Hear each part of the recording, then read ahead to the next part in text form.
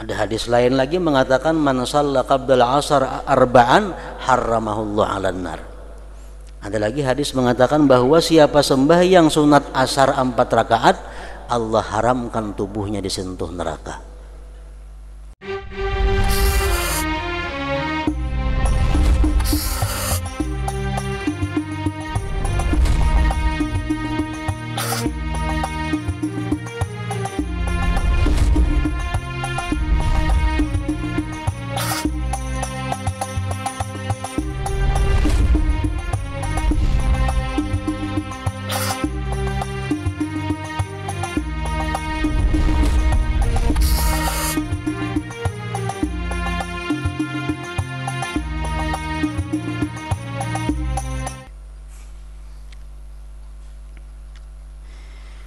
Waktunya qabliyah zuhur itu masuk dengan tergelincirnya matahari. Ada sarana menunggu orang bang umpamanya. Jadi qabliyah zuhur ini waktunya bila mana matahari sudah tergelincir, di situ sudah masuk kita melaksanakan qabliyah zuhur. Orang bang kakak ada jadi soal nih tuh, nggak ada sangkut pautnya lawan bang. Qabliyah zuhur ini hubungannya dengan tergelincir matahari. Bila matahari sudah lewat pukul 12, di situ sudah masuk kita qabliyah zuhur. Sedangkan tergelincirnya matahari itu diketahui dengan bertambahnya bayangan seseorang yang berdiri condong ke arah timur.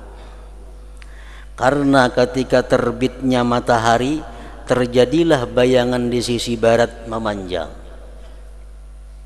Maka senantiasalah matahari itu terangkat naik dan bayangan itu berkurang dan beralih dari arah barat sampai matahari itu mencapai puncak ketinggiannya, yaitu lingkaran tengah hari. Bisukan tuh hamba yang kita tinggi tuh kayaknya saya bahandap hamba yang sampai tengah hari kini handap hambayangannya. Bila sudah berbalik arah hambayangannya, nah berarti itu waktu zuhur. Hal itu menjadi puncak berkurangnya bayangan. Apabila matahari telah tergelincir dari puncak ketinggiannya, maka bayangan itu mulai bertambah. Maka dari mulai dapat ditangkapnya tambahan bayangan itu oleh indera, maka waktu zuhur telah masuk.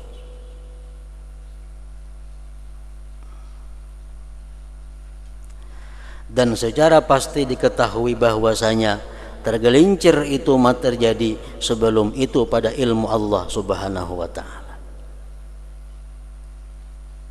Tetapi beban-beban taklif itu tidak berkaitan kecuali dengan sesuatu yang masuk di bawah indera penglihatan kita.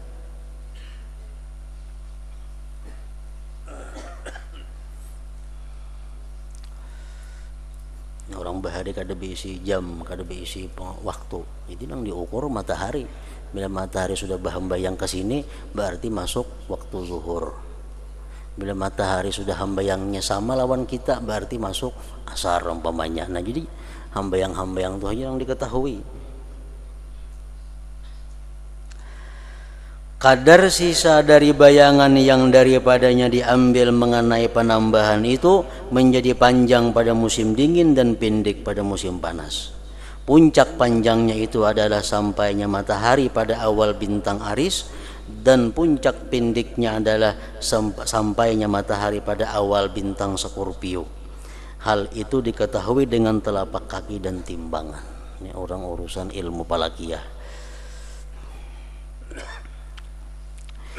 Sebagian jalan yang dekat dari pentahkikan itu bagi orang yang baik penjagaannya adalah orang nak mengetahui keadaan waktu lewat matahari.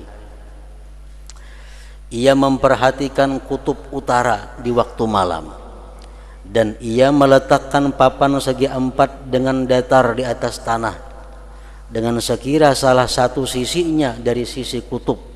Dengan sekira seandainya kamu mengira jatuhnya batu dari kutub ke tanah, kemudian kamu kira akan ada garis dari tempat jatuhnya batu ke sisi yang mengiringnya dari papan itu, maka tegaklah garis atas sisi pada dua tepi yang lurus, yakni garis itu tidak condong ke salah satu dari dua sisi. Kemudian kamu tegakkan tiang di atas papan itu dengan tegak lurus di tempat yang bertanda, dan itu membetuli kutub. Maka bayang-bayangnya terjadi di atas papan itu di awal siang hari dengan condong ke arah barat, searah dengan garis alif.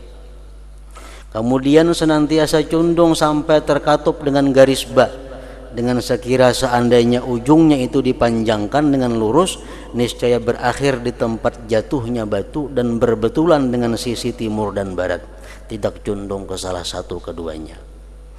Apabila condongnya ke sisi barat itu batal tidak condong, maka matahari pada puncak ketinggian. Apabila bayang-bayang itu bergisir dari garis yang ada di atas papan itu ke sisi barat, maka matahari telah tergelincir. Ini diketahui dengan indera sebagai pentahkikan mengenai waktu yang mendekati awal tergelincirnya matahari pada ilmu Allah Ta'ala. Ya, kayak orang jidar bahari. Jidar salah satu tanda untuk mengetahui waktu dengan memperhatikan bayang-bayang tungkat yang ada di atas jidar itu. Kemudian ia mengetahui alamat tanda atas ujung bayang-bayang ketika bergisir. Apabila bayang-bayang menjadi sama dengan tiang dari tanda itu, maka telah masuk waktu asar. Hambayang kita nih, misalnya kita menajak hambayang 10 sinti, menajak tungkat 10 sinti. Kayaknya bila hambayangnya 10 sinti tambah sedikit, berarti masuk waktu asar. Perkiraan ini tidak mengapa untuk mengetahui mengenai ilmu tergelincirnya matahari, dan inilah gambarnya.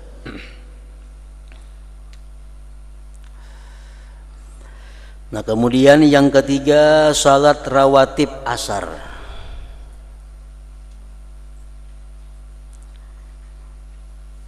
Salat rawatib asar ini kada termasuk nang 10 yang muakkad, kada termasuk. Namun tetap sunat, tapi sunatnya gairul muakkadah. Salat rawatib asar yaitu 4 rakaat sebelum asar.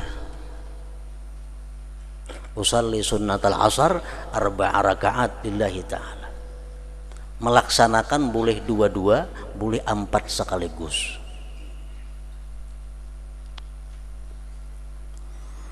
Abu Hurairah radhiyallahu anhu meriwayatkan dari Nabi sallallahu alaihi wasallam bahwasanya beliau bersabda, rahimallahu abdan shalla qabla al-'asri arba'an.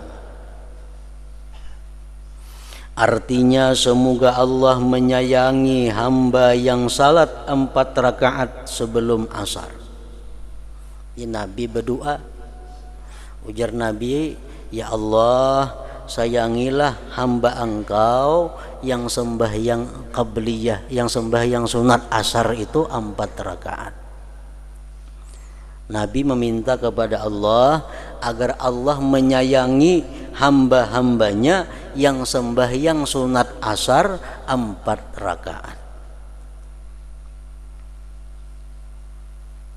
Melakukan itu dengan harapan masuk di dalam doa Rasulullah sallallahu alaihi wasallam itu adalah sunnah muakkad.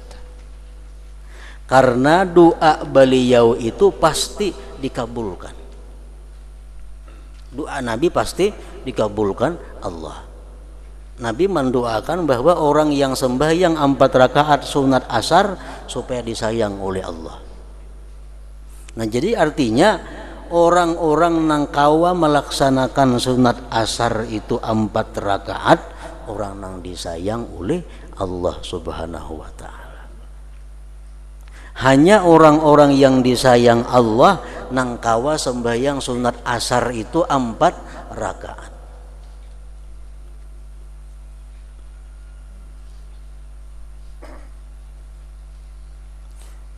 Ada hadis lain lagi mengatakan man shalla qabla al-'asr arba'an harramahullah 'alan nar. Ada lagi hadis mengatakan bahwa siapa sembahyang sunat asar 4 rakaat, Allah haramkan tubuhnya disentuh neraka.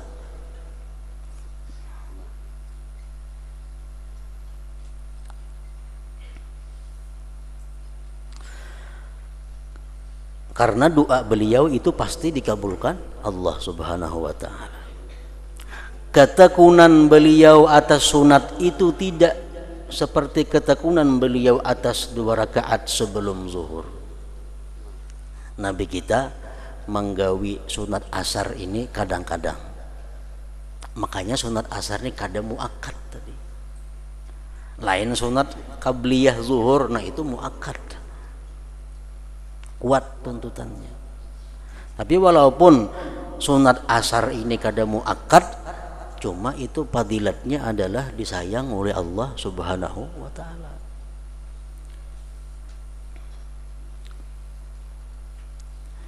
Yang keempat, salat rawatib maghrib, yaitu 2 rakaat setelah salat fardu, di mana riwayat mengenai 2 rakaat itu tidak ada perbedaan. Sepakat 2 rakaat ba'diyah maghrib. Adapun 2 rakaat sebelumnya qabliyah maghrib, antara adzan dan iqamah dengan jalan kesegeraan beancap melaksanakannya pindik, maka dinukil dari sekelompok sahabat seperti Ubay bin Ka'ab, Ubadah bin Samit, Abi Dzar, Zaid bin Thabit dan lain-lainnya. Ubadah atau lainnya berkata, apabila muazzin untuk salat maghrib selesai azan, maka para sahabat Rasulullah sallallahu alaihi wasallam bersegera ke tiang-tiang masjid salat 2 rakaat.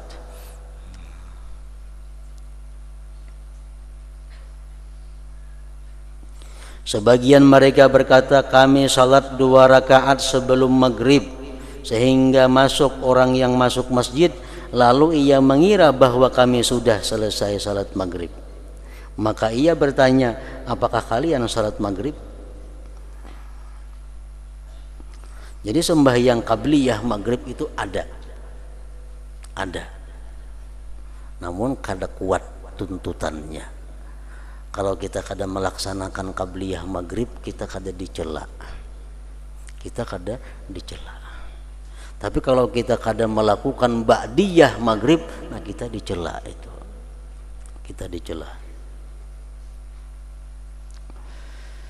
Yang demikian itu adalah termasuk di dalam umumnya sabda Nabi sallallahu alaihi wasallam, baina kulli adzanaini salatun liman sya. Artinya di antara tiap-tiap 2 azan itu, antara azan dan qamat, artinya itu ada salat. Termasuk antara azan dan qamat maghrib ada sembahyang di situ. Bagi siapa yang mau, kata Rasulullah. Jadi sembahyang qabliyah maghrib ini ujar Nabi bagi siapa nang hendak. Makanya kada terlalu kuat tuntutannya. Ahmad bin Hambal melakukan salat 2 rakaat itu, lalu ia dicela oleh manusia, maka ia meninggalkannya. Ditanyakan kepadanya mengenai hal itu, maka beliau berkata, saya tidak melihat manusia mengerjakan salat 2 rakaat itu, lalu beliau meninggalkannya. Dan beliau berkata, jika seseorang salat 2 rakaat itu di rumahnya, atau sekira manusia tidak melihatnya, maka itu baik. Menurut Imam Ahmad bin Hambal, amun hendak sembahyang juga qabliyah maghrib di rumah aja menggawi, atau nang orang kada melihat.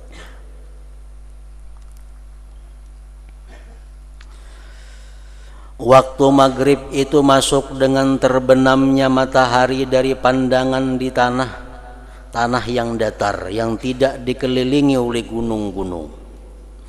Jika tanah itu dikelilingi oleh gunung-gunung di arah barat, maka terhentilah maghrib itu sampai terlihat datangnya kehitaman dari sebelah timur. Nabi sallallahu alaihi wasallam bersabda, idza aqbala al-lailu min hahuna wa adbara an-nahar min hahuna faqad aftara as-shaim. Artinya apabila malam datang dari sini dan siang pergi dari sini, maka orang yang berpuasa itu boleh berbuka. Jadi zaman Rasulullah kalau hendak sembahyang maghrib suruh sidin sahabat ada naik ke gunung lihat matahari tenggelam, nggak ada, naik ke gunung, matahari tenggelam, hanya rebang maghrib. Dan yang paling disukai adalah bersegera pada salat maghrib khususnya, karena maghrib ini pindik waktunya. Dan jika dilambatkan dan dikerjakan sebelum hilangnya syapak merah, menurut penelitian orang-orang Falakiyah, syapak merah itu kada hilang sebelum jam 7. Syapak merah itu kada hilang sebelum jam 7 malam.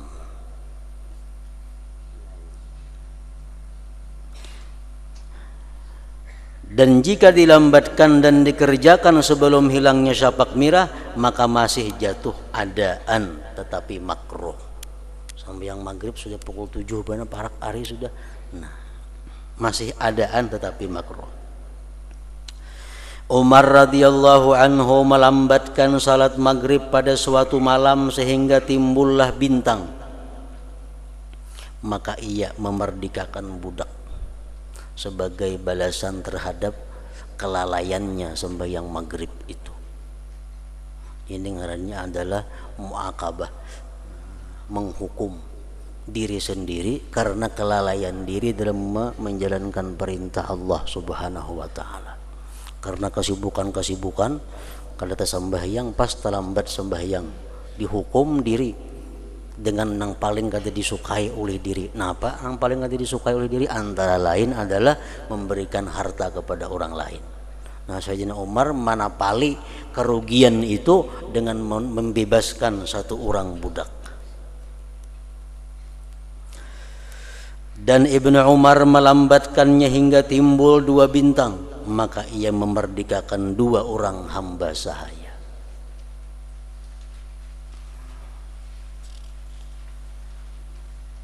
Yang kelima, salat rawatib Isya yang akhir. Orang dahulu nyambet maghrib itu Isya juga. Jadi lalu 2 Isya, ada Isya pertama, ada Isya kedua. Isya kedua Isya nang bujur, Isya pertama iya maghrib. Salat rawatib Isya yang akhir ya Isya 4 rakaat setelah salat fardu. Ini nang lengkap. Ba'diyah maghrib 4, ba'diyah Isya dinto. Ba'diyah Isya 4 rakaat. Di dalam syarah Ihya disebutkan 1 kali salam.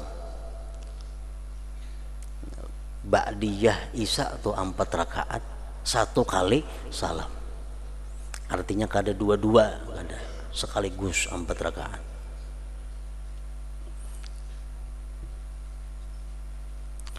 Aisyah radhiyallahu anha berkata, Rasulullah sallallahu alaihi wasallam selalu salat setelah Isya yang akhir sebanyak 4 rakaat, kemudian beliau tidur.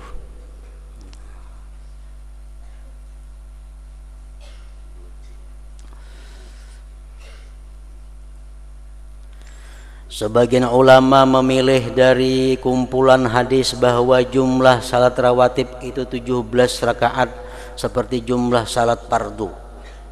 2 rakaat sebelum subuh, 4 rakaat sebelum zuhur, 2 rakaat sesudah zuhur, 4 rakaat sebelum asar, 2 rakaat sesudah maghrib, dan 3 rakaat sesudah Isya akhir yaitu witir. Ada juga pendapat ulama yang macam itu.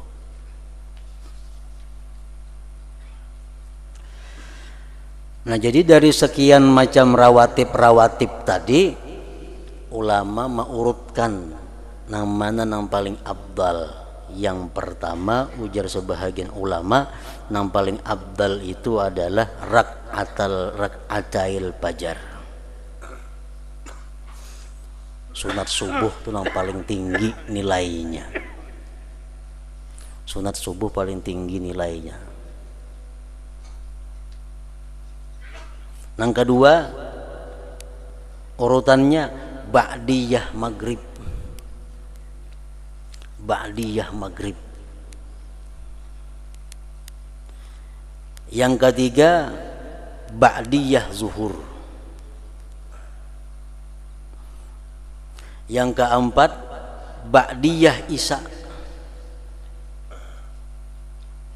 Yang kelima qabliyah zuhur. Yang keenam sunat asar. Yang terakhir qabliyah isya.